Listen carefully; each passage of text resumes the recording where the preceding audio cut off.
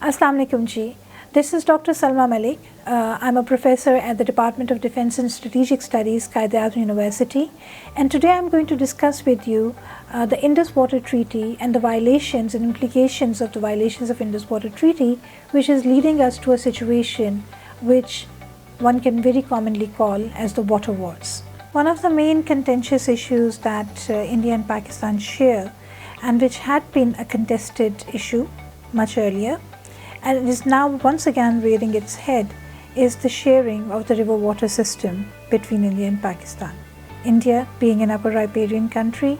has several of the water sources or the water channels, the rivers that flow via Tibet to India and then through India to Pakistan. And one of the main river systems in this question is the Indus River system. The Indus River system, which became a point of much contention and debate in the early 1950s and the 1960s, was arbitrated, becoming one of the most successful case of arbitration by the World Bank, which was at that time called the International Bank for Reconstruction and Development, the IBRD, and a treaty known as Indus Basin Treaty was realized in the 1960s. The Indus River Treaty remained much functional, it remained very viable, and it had set certain ground rules. Amongst those ground rules was sharing of the three rivers, the eastern as well as the western rivers, all which flew into West Pakistan, as to how much river water would be consumed by India and how much of the river water would then fall into Pakistan, what India can construct on those river waters or on those rivers, since India, being the upper riparian country, had the rivers flowing through it, and then those rivers would come to Pakistan, and henceforth the system would work that way.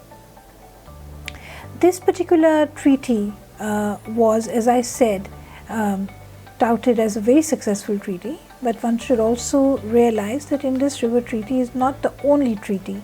on river waters that has been signed so far. There are several river water treaties. There was one between Egypt and its other countries that went with Egypt. There was one signed between Laos, Vietnam, Thailand on Mekong River. So there have been several treaties. But Indus River Treaty, because India and Pakistan shared an extremely contentious past, and given the emotive nature of politics between the two countries, at that time Sardar Patel would, in the early 1950s and the 60s, admonish Nehru for agreeing to the partition, and at the same time there was much of this discussion happening in New Delhi and the Indian capitals that they should run Pakistan dry, and being an agrarian country, if the river waters were taken away from Pakistan, Pakistan's agriculture would have faced an immense hit. So as a result of that, this treaty came about and it remained successful. Now, what has become problematic for the treaty in the recent years is that, number one, India is manipulating the parameters of the storage capacity, what type of channels and canals can be brought out from the industry, the shared waters, and several other factors which, and along with that, a very important factor is the management of river water by Pakistan, and all of these factors are becoming problematic. An additional aspect to all of this bilateral problem is the factor of climate change, which is in the control of neither India nor Pakistan. However, having said that, one should also realize that we all need to contribute to climate change, and as a result of our positive contributions, shared goals, shared perspective, shared realization that owing to climate change there is a sea change of activities that is happening, the traditional patterns of river waters are changing. So we need to be cognizant of how we need to realize the river water system, and because India and Pakistan have very little bilateral cooperation and bilateral dialogue taking place between one another. So the Indus treaty actually stands violated. And we also hear several Hindutva leaders, the BJP, even the Prime Minister, some key ministers using terminology to threaten Pakistan that we would do the Hoon Ki Holi, we would make all the river waters run red with the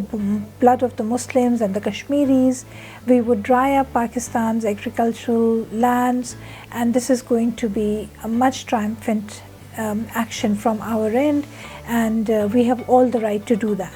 without realizing that this much of emotional rhetoric has a very heavy price to pay. Because tomorrow, if the people, if those who are in the extremist line,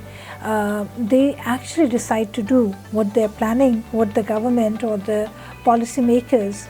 rhetorically, popularly try to point score with them and tell them, and if they actually decide to implement them, or one of the radical Hindu outfits decides to poison the river water system of Pakistan, what type of genocidal activity that would result into. So we need to remain much alive and cognizant to how much politics we can play around the river water systems, and how we need to once again revisit the Indus Water Treaty, as well as also realize what all is happening. Now, as I said earlier, that on the Indus River, not only the sharing of 3 eastern rivers and western rivers was charted out, over the years some of the contentious programs or some of the contentious construction that is taking place on the Indus River is, or its tributaries is, the Ratle Dam as well as the Kishanganga Dam, over which Pakistan and India are disputing about its height, its depth capacity, its storage capacity, its release capacity. And we also need to understand, as I also said earlier, that owing to climate change, because there are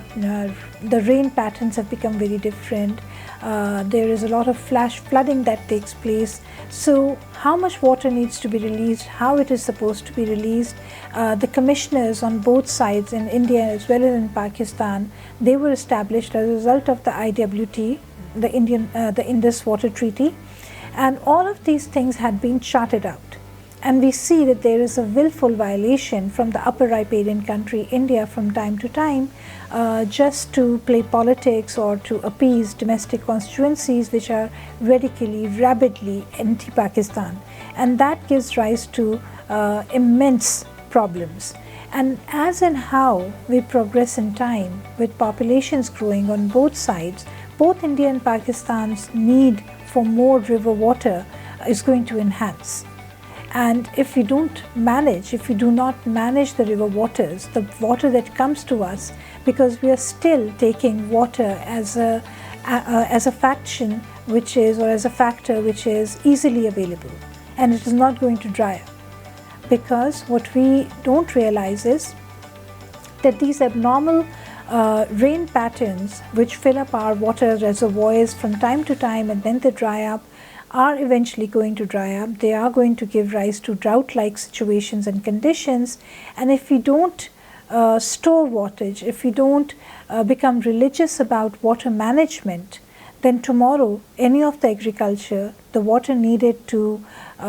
for human consumption, for several other factors, is not going to be available to us the way it is available today. According to international estimates as well, water is one of the most precious commodities that is going to be the most contentious feature of tomorrow's wars as well as tomorrow's world. And we have to be extremely smart, extremely religious, extremely toned to what our water needs are, how we need to strategize the need and the utilization of water with our growing population in coming years. Thank you so much.